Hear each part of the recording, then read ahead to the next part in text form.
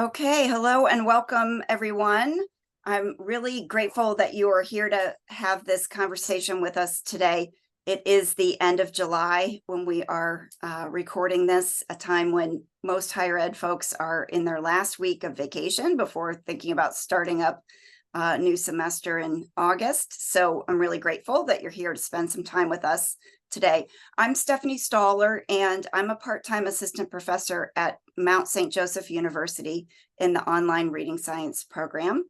And out of that Center for Reading Science at Mount St. Joe, we have been supporting a group called STARS in Higher Ed. It stands for Stronger Together, the Alliance for Reading Science in Higher Education. And through a previous meeting with the STARS group, we were talking about, well, sort of the way that the actual work happening in higher ed to align to the reading research isn't really getting a lot of airtime. It's still a lot of complaining and a lot of finger pointing, but I have the pleasure of interacting with really amazing professors who are sometimes single-handedly doing the work to influence change in their colleges and universities. And so I asked a couple of those amazing people if they would just share a little bit about their stories. So this is really going to be informal. It's meant to just kind of be a conversation, a showcase of some of the work that's happening. So that is our goal today. So let me go ahead and show my screen. I'm going to be the one running the slide presentation. And I'm going to put a copy of a PDF of these slides into the chat. If you were here before I dropped it there the last time, you can see that PDF, and I will share it again for anybody who's just joining us. Okay, so I mentioned the STARS and Higher Ed Consortium. We have just about 250 members now, and at the end of the presentation, when I share links to resources, if you're not currently a member of STARS, I'm going to absolutely invite you to join us. You can see the mission that we have in terms of resource sharing and collaboration. You can see some of the activities that we've been involved in terms of publications, gatherings that we've hosted at national conferences. We have a private Facebook group called Training Reading Rocket Scientists. If you're not a part of that group, please search it up and join. And we participate in the monthly community of practice that Carrie Curto from the Reading League convenes, second Friday of every month at 2:30 Eastern. So there's lots, if you're not already hooked up with, lots for you to participate in and find your people. So here are some of those amazing people who are with us today. Vicki Paquette from Colorado State University, Pueblo, Leslie Sharp from the University of Arkansas in Little Rock, and Bethany Moffett from City University in Seattle, Washington. And that's actually the order that we're going to go in today. So each one is just going to give you a little bit of their story. This is the real. So this is not like the polished version. This is the reality. And I'm going to invite folks to put questions in the chat. We'll probably have some time for you to unmute to ask questions at the end as well. Okay, Vicki, you are up, so take it away. Hello, my name is Vicki Paquette, and I'm an assistant professor of reading, language, and literacy at Colorado State University, Pueblo, in Pueblo, Colorado. In our university, in our teacher education program, we have bachelor's degrees, master's degrees, and then we just started a doctoral program the past fall, so fall of 2022, in educational leadership. In Colorado, we can license students in 23 different areas. Currently we have 8 faculty members, and we have 2 faculty line open. So if any of you know of anyone or are interested in joining our team, we have a special education and a educational leadership position open. Right now we have about 400 students in our teacher education program. With the teacher shortage, a lot of those, there's been a huge influx in alternative licensure candidates. Our undergraduate has kind of gone down, unfortunately, but we are also seeing a big, huge rise in our master's degree programs. Okay. Can switch the slide. All right, so just to give you some information about my journey to the science of reading, in the summer of 2017, a local school district reached out to me and invited me to take part in one of their professional developments that they were putting on for their new teachers. And what is science of reading? I didn't know that that's what it was at the time. They just said, we just want to show you what we're doing and how we're training our teachers to teach reading. And so a lot of my students were actually in the crowd. And the first day of the PD, I was like, oh yeah, my students should know this stuff. You know, I was feeling pretty confident. The second day, the presenter started to talk about all different levels of language. And I was like, oh my gosh, like, please don't call on me. I don't know what she's talking about at all. That continued for 3 or 4 days. And in the course of that professional development, the instructor had mentioned that one of the best things that she ever did was take a linguistics class when she was in college, because that really helped her with her training on how best to teach students reading. And so that stuck with me. And on my way home that night, I called my dean and I said, I think I know what my students are missing. They're missing knowledge of linguistics. And so that fall, I started the process of getting a course added to our undergraduate program for linguistics.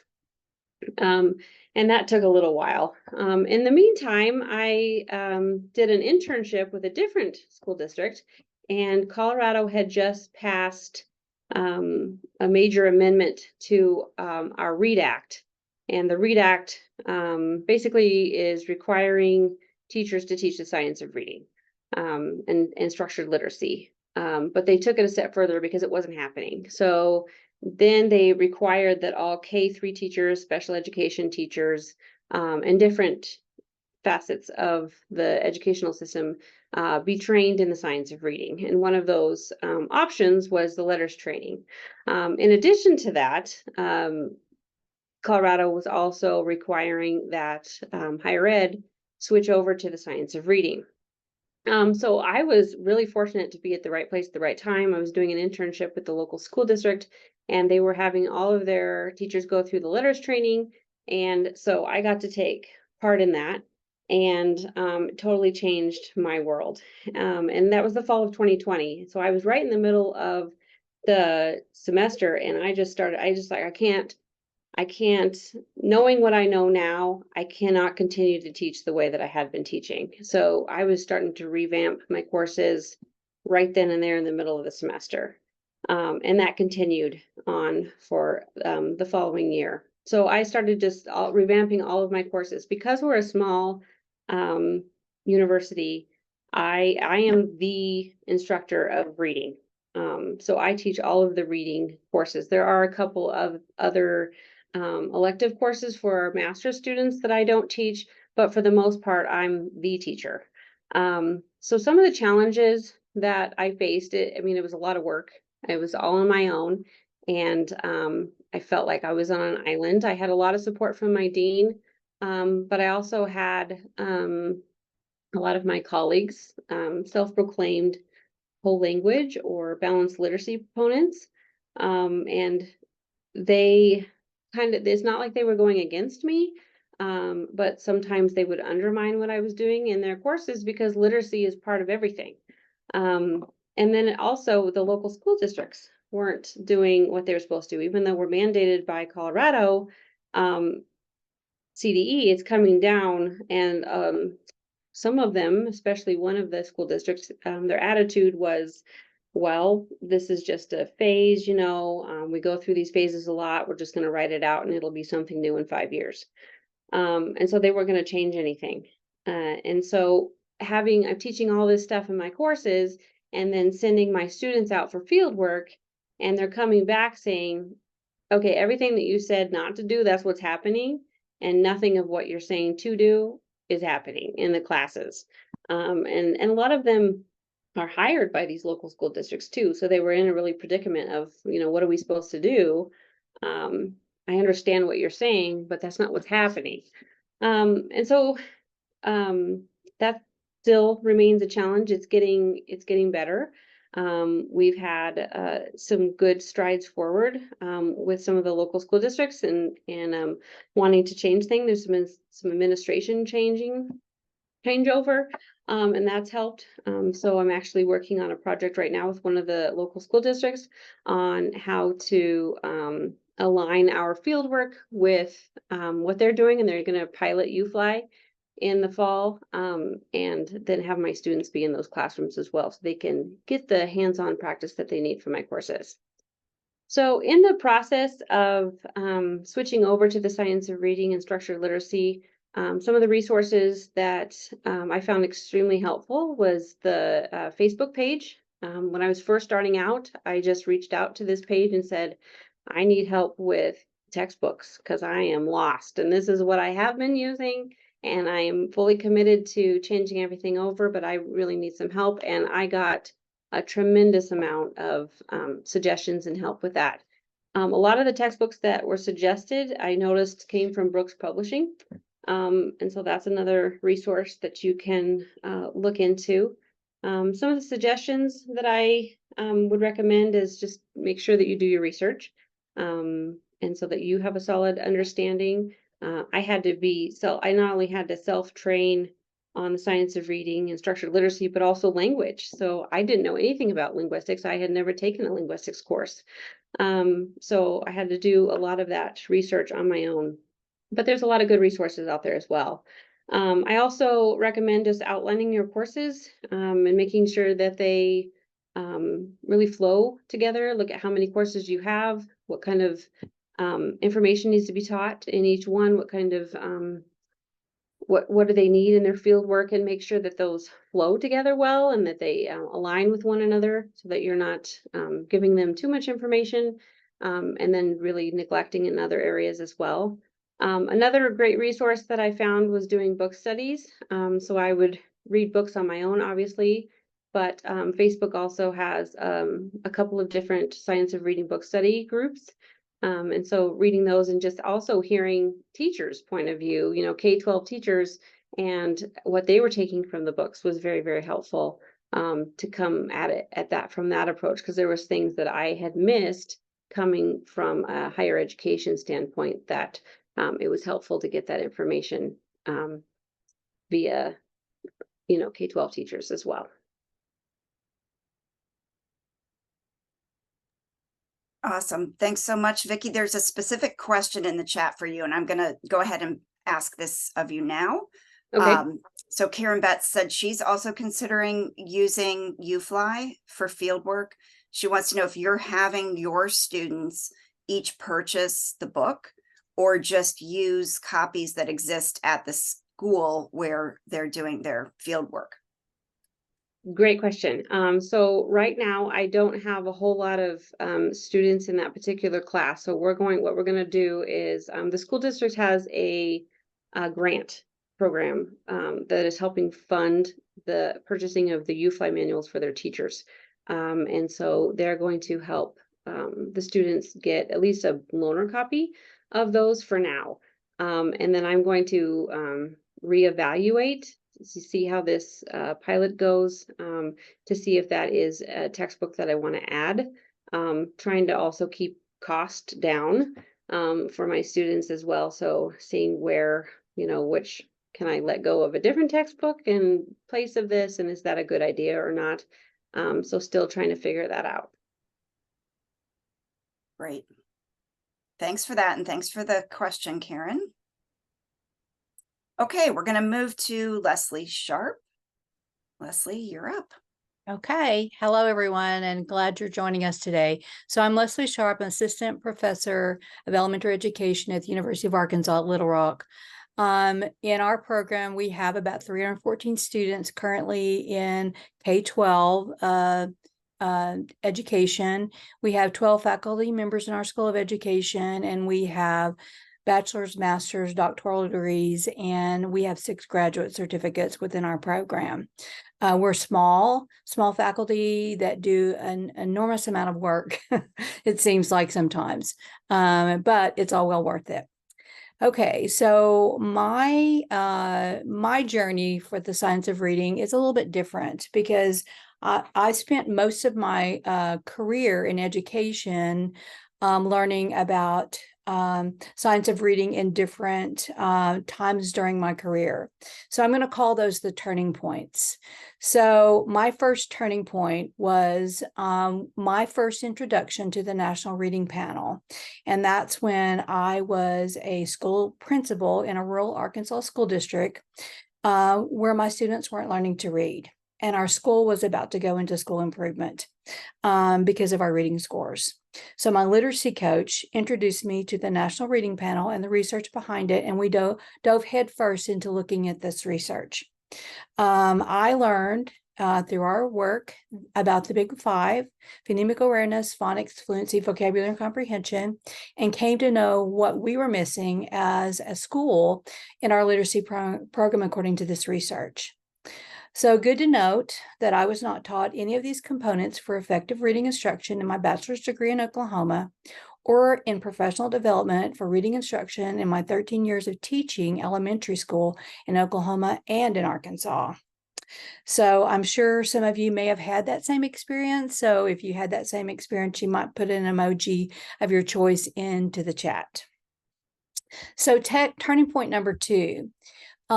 For me, involved the dyslexia law in Arkansas, and it was passed in 2013. So it was passed by the legislature, and in our large urban school district that I was working at the time as a school principal, we became administering the dyslexia screener to all of our students required to be screened. So all students in K2. So we have at that time 18 elementary schools in that district, so large. And what happened after we screened them was that we found that over half of our students in elementary K2 showed characteristics of dyslexia. So again, the realization that our students K6 were not learning to read. So we began questioning our curriculum, of course, and our instructional practices in literacy. And that's when I began my next deep dive into research for effective practice and solutions for extreme need in our students in literacy achievement.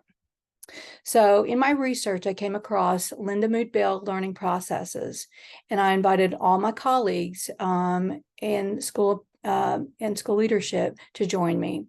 So the district brought in Linda Mood Bell and began training everyone, teachers and administrators, and we began a pilot with elementary schools.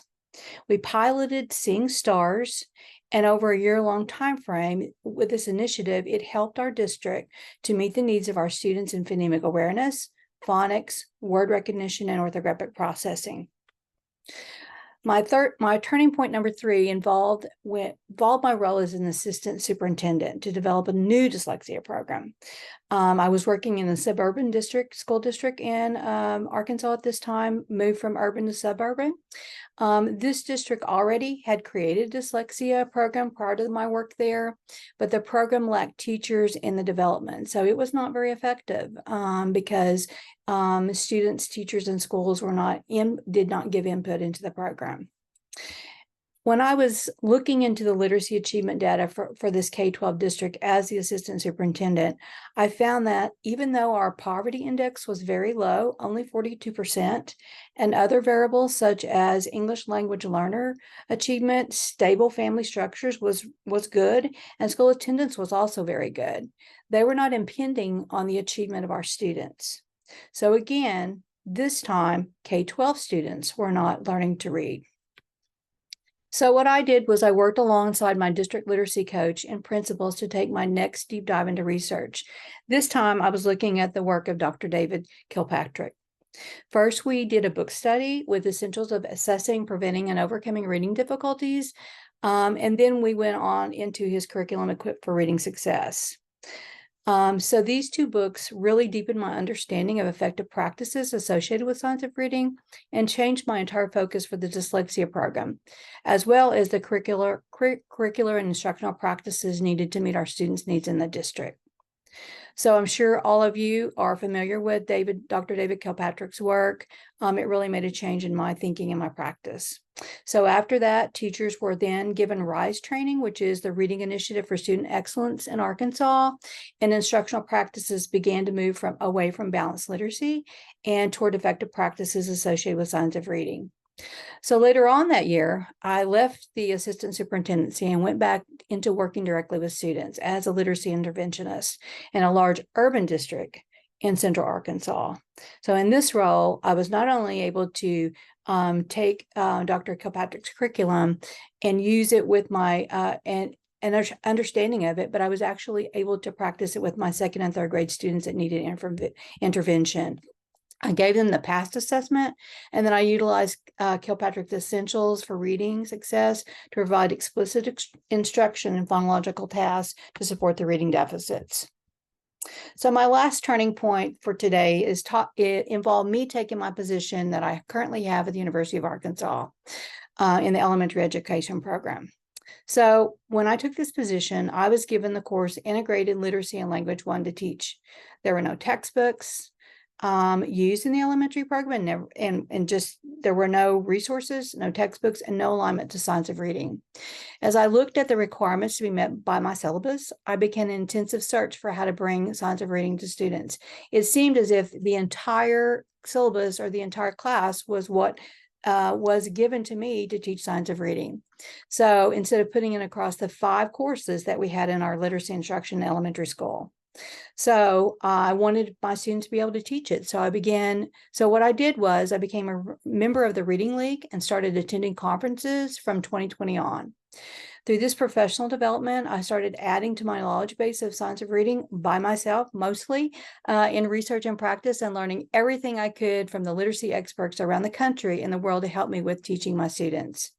My world and work exploded with signs of reading from this point on. This is when I reached out to Stephanie Stoller of St. Joseph University in July of 2021 about their work. Stephanie gave me the access to the model syllabi from St. Joseph based on Ohio requirements, and also gave me recommendations for textbooks for my course. And she also connected me with Dr. Amy Murdoch from St. Joseph.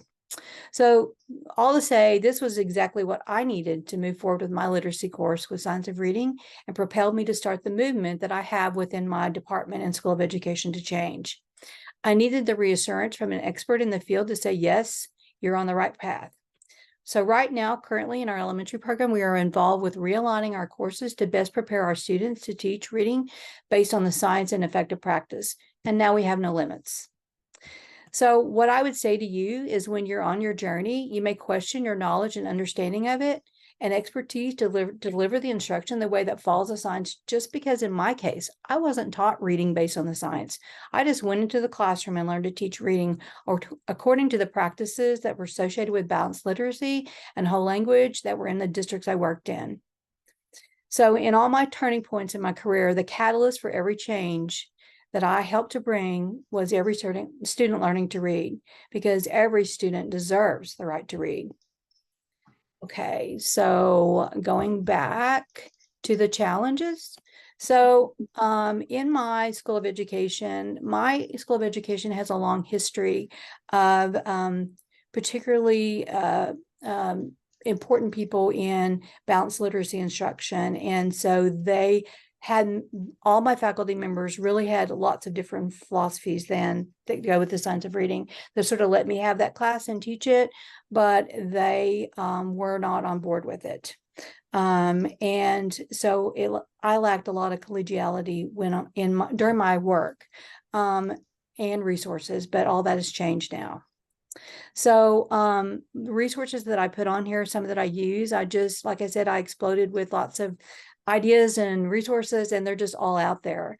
But reaching out to knowledgeable people, would be what I would say, experts in the field to assist you on your journey, because that's what really helped me to become acclimated and know that, yes, I was doing the right thing. Yes, it was important. I needed to do it for my students. Awesome. Thanks for that, Leslie. I'm seeing commonalities across your story and Vicki's, and I'm just so impressed with what each of you have taken on your own. to educate yourselves. And it's very impressive. So thank you for sharing. You're welcome. Okay, Bethany, we're going to turn to you next. And you're unmuted, so looks like you're all ready to go. Great. I'm all ready. Thank you, Dr. Stoller. Hello, my name is Bethany Moffat, and I am from City University of Seattle, and that is in Washington State. We have a Bachelor's of Education program, a Master's of Education program, as well as a Master's in Teaching program. And then very, very recently, we have 3 IDA accredited reading endorsement pathways. One with a reading endorsement, one in MED, and one in MIT. And when I say recent as Monday, like this Monday, we just found out, which is really exciting. We have 8 full-time faculty members, including myself. And then we also work with a lot of adjunct professors in the field that often come in and teach the coursework as well. And we have approximately 200 students in our teacher prep program spread out over 5 different campuses in the Northwest of Washington. And just like Dr. Stoller said, I have a very similar journey, a lot of self-reflection and discovery on my own. But it started, I was a 5th grade teacher. I started at City U as an adjunct professor myself. I was teaching 5th grade, and I was also doing a literacy course. I was teaching an online literacy course. And one of the courses taught a running record. The entire assignment was to do an assessment and then do some kind of intervention afterwards. And the assessment system we used was a running record. And I was teaching this, and I was really good at teaching it because it's what I used in my classroom. I taught 4th and 5th grade. We used running records. We used the system of letters to level students. So whenever I did this, I actually was pumped up because I had experience. I knew how to do a running record. I knew how to do the 3 queuing system. So we're in this class, everyone's feeling really great. We went through, we listened to a model student. Everyone was agreeing on the different miscues. And so at the end of it, everyone's done. And so someone asked the fateful question, well, how can I use this to help my students? And this was not the first time I taught this class, not the first time I had taught this particular assignment or worked with this particular assignment. And for some reason, no one had ever asked that, and I didn't know what to say. So I went and I grabbed, if anyone's familiar, there's a big giant book called The Fountains of Banana Literacy Continuum. And so I went and I grabbed it. It's about this thick, and I put it down at the desk, and I said, well, you use this. Whatever letter your student landed on, you use this. And so she turned to the letter, and she was like, well, like, what do I do with this? How does this work? How is this going to help my students? And at that moment, I had like this internal, I don't know, combustion, like a light bulb went off. And I said, I don't know. Because then I thought back to all the times with my 4th and 5th graders that had their levels, and I struggled to do conferences, and I just didn't move the needle. Like my students came in, and no matter what I tried to do, it didn't seem to work. And it was like this disconnect. And I said, I don't know. And I took the book and I put it away, and we finished the course. And later on, I gave her a bunch of resources to help her. I gave the whole class like, well, this is what I did. Here's some resources. Here's what you can do. Small groups, interventions, but it's always like the what. What are they going to be doing in those? And so that was my catalyst. That was my turning point, realizing that the coursework did not apply to practice. I was literally a 5th grade teacher at that time, and I was doing this thing and it did not work. And so that set me off on this self-guided journey to figure out how kids actually learn how to read. I took the next year off. I had my daughter was born. So I took that school year off, and I actually ended up being full-time faculty at City U, one of the 12 rather than one of the adjuncts. And I had the opportunity to say, I think we need to change our reading coursework. And I had a very supportive dean, and she said, okay. And so that's kind of why I was hired as full-time, is because I intended to revise the reading curriculum. The problem is I didn't know where to start. I actually Googled, how do kids learn how to read? And the first thing I stumbled upon, actually, one of the first things was the podcast At a Loss for Words by Emily Hanford. And I remember listening to it and like crying, because that was me. That was my kids. That was my students. And all the students I had taught at City U to go into their own classrooms and do the same thing and perpetuate the cycle. And it was hard. And that was like my gateway. So maybe that's another recommendation. If you have anyone that's ever wondering or doesn't understand or believe, Emily Hanford, a lot of her podcasts are a good catalyst or a good turning point for people.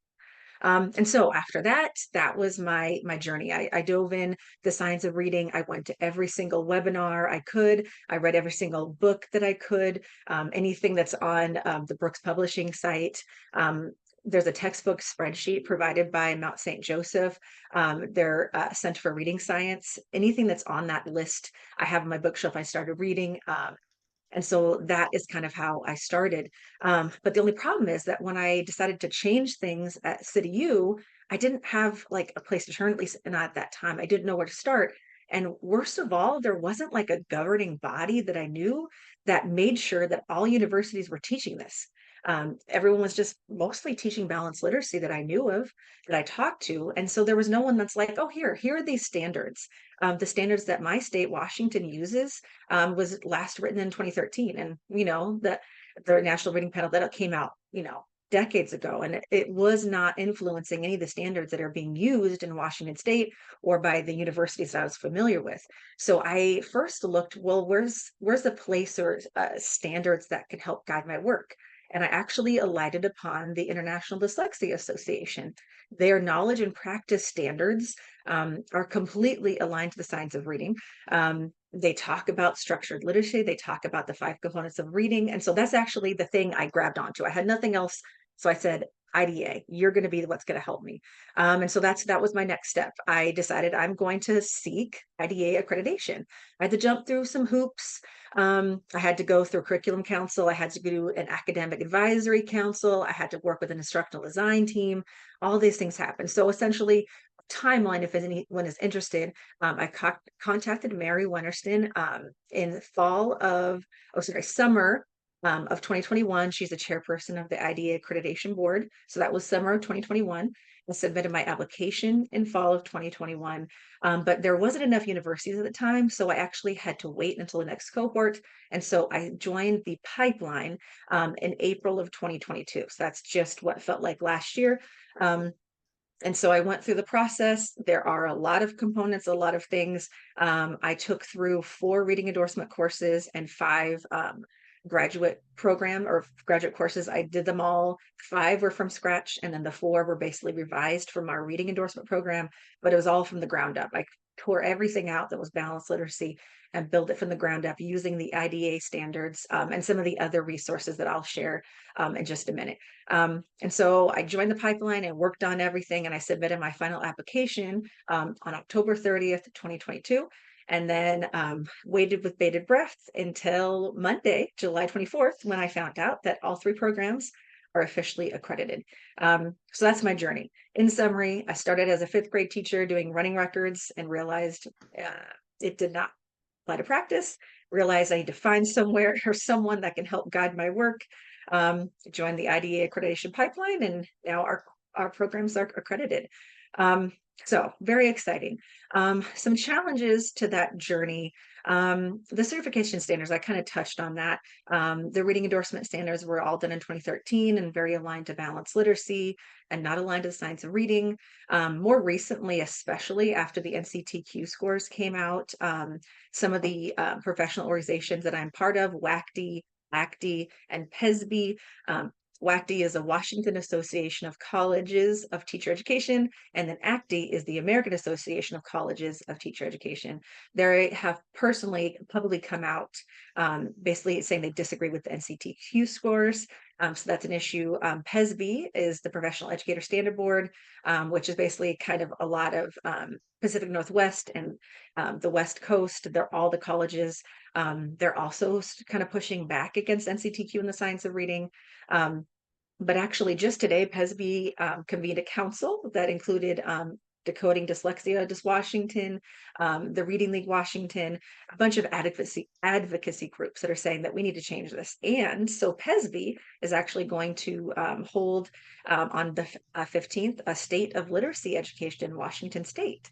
So these things are happening very rapidly and very recently, because I don't know if anyone is aware, Washington State is kind of behind. We don't have any legislation for higher education. We have one dyslexia law for screening and intervention that came out at the beginning of last year. The screening part went okay. The intervention part did not go well because there are no instructors or no teachers that are trained in that manner because of higher education. And a lot of other reasons as well. But my reason for saying that is PESB is starting to think like maybe we should make a change. And they're also the ones that are in charge of the literacy standards that our licensure for our reading endorsement is part of. So all that is happening very quickly and very recently. And hopefully Washington State will start making a pivot and a change. And I'm really hoping to be part of that. I'm already working on it, but I will continue to do so.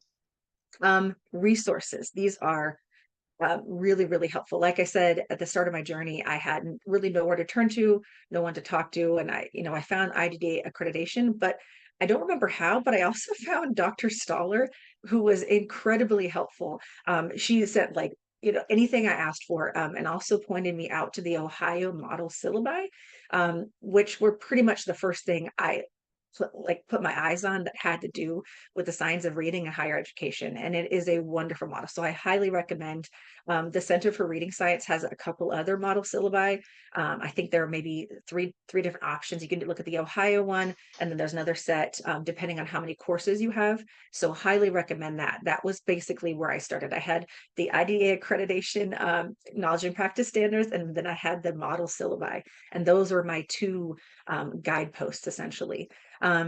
So continuing to say that the Center for Reading Science at Mount St. Joseph, they also have a textbook spreadsheet. If you're ever wondering like what book should I read, use that. NCTQ also has a textbook recommendation that actually grades them for whether it's excellent or good and how it actually aligns to the 5 components of reading, and not practices that are not aligned to balanced literacy or not proved essentially.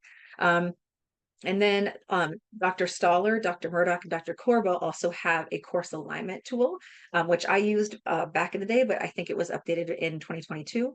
That's also available from MSJ Center for Reading Science. And then, like I said, the knowledge and practice standards, I highly recommend them if you have a state like I do that doesn't have standards that can help support your work. If nothing else, City U, we are aligned to our current standards, but we're also aligned to our accreditation standards, which supersedes the ones that are currently in Washington State that need to be realigned essentially. And then last, another resource is the IEA practice guide. They have something called Integrating Reading Foundations, a tool for college instructors of pre-service teachers. And it actually has, like videos, it has resources, it has reflection tools. So you can use that in conjunction with their foundational skills to support reading for understanding. In K through 3, that's from the What Work Clearinghouse. I can provide both those, but I basically use the practice guide that has a lot of videos and resources, and it works with the other practice guide as well. So those are great resources. Email me if you want any of these or want guidance with any of these. I'd be happy to help. And then my suggestions, just join the committees of practice. Dr. Stoller also already mentioned the one by the Reading League. It's called the EPP, or Educator Prep Program Committee of Practice. STARS, HE, of course. And then Facebook groups. I think one of the other presenters mentioned their Facebook group. I also have Science of Reading, What I Didn't Learn in College. I am part of that reading group, and there's also a national one on Facebook as well. So just join communities, reach out to other people that are doing this work, like myself or the other 2 people on this call, and also advocate for IDA accreditation. And if you need help with that process, please let me know. And then one thing Dr. Stoller wanted me to mention is through all of this, if you look at NCTQ for City U right now, we had an F. And it was very strange because while we had an F, at the same time we were just about to get accredited, we actually they had a hold of our old coursework. So I just recently in this past month submitted our updated program coursework. And so our graduate program went from an F to an A. And then our undergrad is currently being reviewed. So the process is really helpful, supportive. And if you know anything about the science of reading and the 5 components of reading, aligning the coursework is not impossible. And the NCTQ will also assist you with that. So I'm on the cusp for anyone that wants to make this change. I'm currently doing that. And it can be done. Wonderful. That's terrific. Such good news that you're sharing. I'm really happy to hear from all three of you about the changes that you've been able to facilitate. It makes me also a little bit sad, I guess, that you each had to take this on your own. So I'm putting up the links to resources. These have been mentioned throughout. Several of the tools that were mentioned are on the Center for Reading Science at Mount St. Joe website, the model syllabi, the textbook, spreadsheet, and so forth. And how to join STARS, that link is there as well. But I want to make sure that we have time to open up for questions, and I will kick that off after I mention 2 events coming up this fall for all of us in higher ed. These are 2 convenings of higher ed for higher ed. So this is not like an outside company or nonprofit that is convening these meetings. These are all of you that are helping to plan these events. The day before the Reading League Conference in Syracuse, October 2nd from 2 to 6 p.m. And then the day before the IDA Fall Conference in Columbus, Ohio. That's an all-day event on October 11th from 9 to 4. And this is an opportunity for all of us to get together to learn. We're going to learn from Louise Spear-Swirling in Syracuse. And I'm sorry, I got that wrong. From Louise in Columbus. And we're going to learn from Anita Archer in Syracuse as our keynote presenters. And then we're going to learn from each other through a cycle of whole group and small group conversations. Lots of networking, lots of resource sharing, and just a small fee to attend each of those events. So I hope you'll join us. Okay, so I do want to stop sharing, and then I want to get the ball rolling unless I missed something in the chat. So, okay, here's my question. So I'm really struck by how each of you took this on your own. You have your own personal motivations, your own stories. You're all 3 grounded in getting this right for kids. And I think that's the common ground that we can cultivate across, I think, all teacher educators.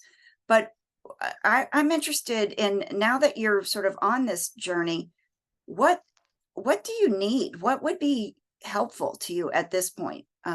You've mentioned lots of fantastic resources, but what do you still feel is lacking, either for you personally or for all of us doing this work?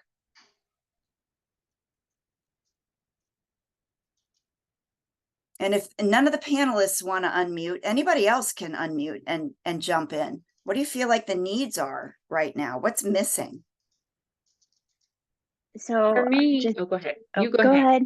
No, Vicki, you go ahead. go ahead. You're the Okay. one you're the expert here. Oh, well, I don't know about that, but for me, it's getting my just kind of on the same page. There's still, even in, in the higher ed, when I was in K-12 education, that we're all on our own island and we have this anonymity, and that's not true, and it shouldn't be. And so I would love to get on the same page with my colleagues so that the students can see the alignment between our courses, and really, where I'm not able to hit hard on some things just because of my course and how it's designed, that they're getting that from others. But also, and I think I mentioned this being in collaboration with the local school districts. And so that's, now that I have my courses set, that's kind of my next step. I'm kind of new to the faculty. I was an adjunct for years, similar to Bethany, and I've only been in this position as a full-time faculty member for a year. So it feels a little odd to come in and say, well, we now need to get on the same page, because I don't have that seniority.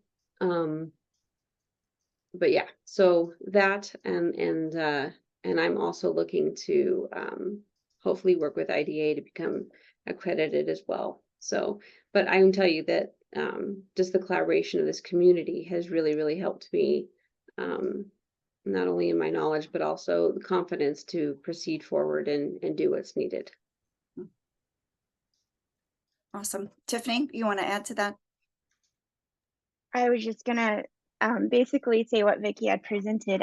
So I am jumping in the fall as a first time teacher of undergrad for reading and ELA. And so I guess my anxiety is that preparing my students, but then having them go out to do their practicums and having them go out to do their student teaching and what their experiences are going to be like, because I know some of the like I've taught in some of the districts that they're going to be going into, and I know that there are still some things that need to happen. So that is exactly, I appreciated hearing that perspective from you. So that was my worry too. So I'd like to speak to that as well, because my university is involved in a grant where we had a kind of like a needs assessment done with all of our courses in our university and the connection to practice, and we scored very low. And wasn't just in reading, it was in all content. Okay, so one of the things that I've come to reason with myself is that we really don't have control over that. We have to prepare our students as best we can for any situation or any kind of environment that they may go into with reading or whatever content it is. And I've come to the realization is that the districts and the schools and the teachers will learn along with us, because that's the only way that I can reason the fact that they may never see what I'm teaching them. But it is true. You have to just give them the opportunity to learn. That's how I'm looking at it. Mm-hmm. And Tiffany, I had that as one of my bullets and I forgot to mention it, but it absolutely is, and seems like an issue. It seems like a big systemic issue, actually, like teaching, like explicit instruction and practices, even like Anita Archer, just doing like the most simple things is very contrary to certain curriculums that are currently being used. And so I've had like even field, we have like field supervisors that go into the field. And so their mentor teacher versus the field supervisor are saying like, well, there needs to be basically like a more constructivist feel. Like they're gonna get to the learning, they'll figure it out on their own, which we all know that that's not, especially not how it works in reading. And so there is this disconnect. But no matter what, I feel like as people that are teaching the next generation of teachers, the most important thing, if nothing else, is to have them prepared with the knowledge to be change makers, that they are going to be the voice, that they're going to be the one person that says like, I know what the science of reading is. I know how kids know how to read. I know this doesn't work and I can tell you why. Because I think if nothing else, if every new teacher is sent into the field that knows the science of reading, that knows how kids actually know how to learn how to read, I think if nothing else, that will make a difference and that'll start tipping the needle. Because we can't affect, unfortunately, districts and what they choose for curriculum and how long it takes to go through like the curriculum cycle to adopt, like 3 years. I sometimes hear teachers say like, we have to wait 3 years to, get a new curriculum. Even they're still using one of the most popular balanced literacy curriculums out there. We can't affect districts, but we can affect the teachers that go into them, the preparation they have, and just not buckle or change. Like I will refuse to let City U teach balanced literacy because that's the product that schools are looking for. And the hope is that based on legislation that we're hoping will come in the future, districts and schools will start being ready, I guess, for it. And they'll start making the change. And so it's almost like an investment. You're going to have teachers that are ready rather than teachers that have to be retrained to learn all this again. So I don't know if that answers your question. There's a disconnect. It is hard. You're putting teachers into very different schools, but I say keep doing it. And assist the schools if you can with professional development, which is something City U does. Mm-hmm. I also want to mention Katie Pace Miles' work, the tutoring program that she's developed called Reading Ready, that she makes available for anybody in higher ed to use. So if you feel like you're hitting roadblocks with your local school districts, as far as placements and opportunities for training in evidence-aligned instruction, you can connect with Katie and she has funding for you to get trained and your teacher candidates to get trained and use Reading Ready even remotely. So your students can can get an experience with directly teaching evidence-aligned instructional practices over Zoom in a tutoring environment. So if nothing else, there's that opportunity as a resource. Rhonda, you're using Reading Ready, so you're hooked into that. Is that something you want to unmute and say a little bit about? Sure. Yeah, we just became full partners with Benedict Silverman, so they are funding a half-time person to run the tutoring piece, and so we can not just do our practicum experiences using Reading Ready. They also have Reading Go, which is a more advanced version, and they have given us money to hire tutors so that we can have tutors working throughout the year. So pretty amazing and super exciting. We did Reading Ready, just sort of their introductory last year with our practicum students, and it just gives them a very solid basic understanding of what explicit instruction should look like. And it was just super fun for them to actually see that improvement in their students over that term. So it was really very positive experience, and Benedict Silverman is just really supportive. So it's great. Nice. What other questions do folks have for these trailblazing lone rangers who are changing the world?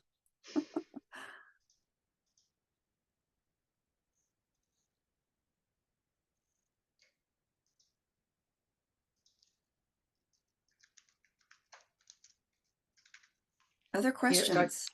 Dr. Stoller, I'm sorry, I'm talking again. No, please. When you said Lone Ranger, that is exactly how I felt, and Yeah. how some of the people on this call feel, like you are the Lone Ranger. And I can tell you, and I'm sure anyone else on this call can tell you that, yes, you could be a Lone Ranger, but you can do it. I did it. You can do it. But if you look around here, or if you look at my email in the chat, or Dr. Stoller, you don't have to be alone. Use the resources. You don't have to be a Lone Ranger, but I'm saying you can't do it. I know you can. You're all very, very smart, but you don't have to. Don't be like me that did most of it alone. You can do it alone, but you don't have to. That's a good message. Yeah.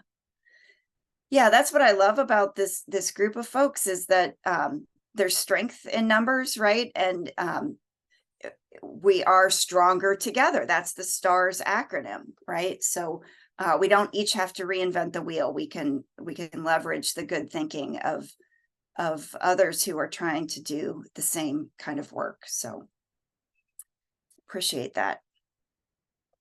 Okay, any final thoughts, questions? Need for resources? I know the chat is active over there out of my peripheral vision, but I haven't really been watching it. Feel free to unmute if there's something you need. I have a very basic question. I enjoyed hearing all of your stories so much. Thank you for sharing. And really around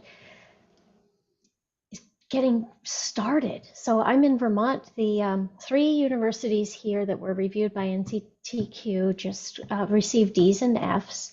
And I'm not sure, some of you had said folks were pushing back against the report. And I think that's what's happening here in Vermont as well. Mm-hmm. So I enjoyed hearing stories. I guess that's a comment. I enjoyed hearing stories of how many of you just got started. Yeah.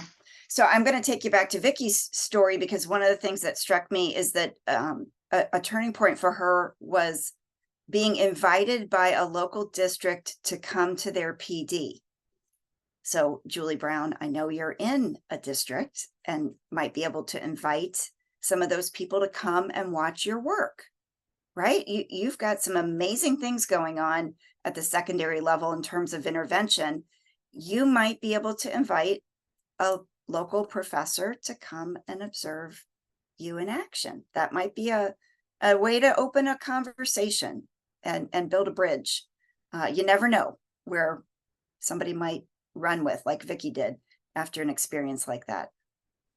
Stephanie, following along with that, our faculty has been invited to come to a district in North Alabama for their opening days to do intervention with their faculty, tier 2 work, in their high school, in their secondary grades, because at middle Nice. school and high school. And so, you know, we're learning together with that, I because love it's that.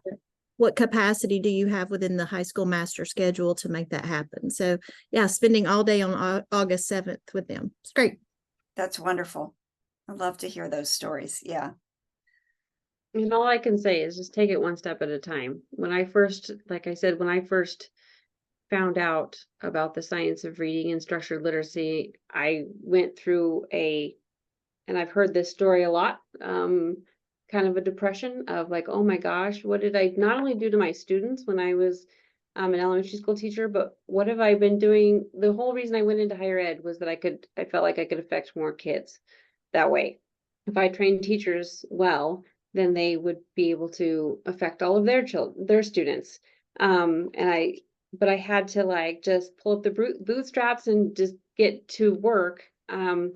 And I wanted to do it all at once. You know, I just got to fix all my courses, and I got to make them all aligned, and I want to do IDA accreditation, and I want to do fixed field work, and I want to start a tutoring program, and all of these things. And I can't do it all by myself. So I just taking one step at a time, doing what I can do, and seeing those small changes and those opportunities. You know, it's great to see one of the local school districts come on board with UFly, and just jumping on board and saying, hey, you know, I do have a partner, and I want to get my, you know, what I can do at the university, helping you with training, helping you with also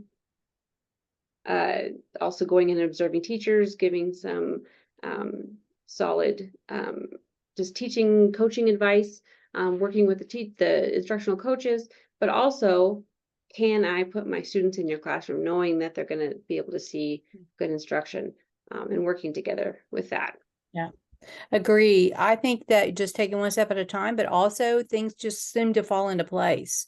Once you get started, then one thing leads to another. That's kind of the way it's been for me at the University of Arkansas. Lots of things have happened just because I was taking the first steps towards this. So Put yourself out there and make those connections with people. That's good advice. Okay, well, thank you all so much. Thank you to Vicki, Leslie, and Bethany, especially for your bravery, your courage, for going out there and doing the great work that you're doing. And thank you for sharing your journey today with the group, and for everybody who's going to watch this recording. Really appreciate what you're doing. So thanks to everybody who joined us. Hopefully we might see you at a future event, maybe as soon as next Wednesday, when we're going to hear from Nancy Eberhardt and Cheryl Ferlito. They're going to share their practice app called Sortagories and how it might be used in coursework and fieldwork. So check that out. And then we hope to also see you at our fall summits. So thanks, everybody. Appreciate the work that you're doing. Have a great evening. Bye-bye.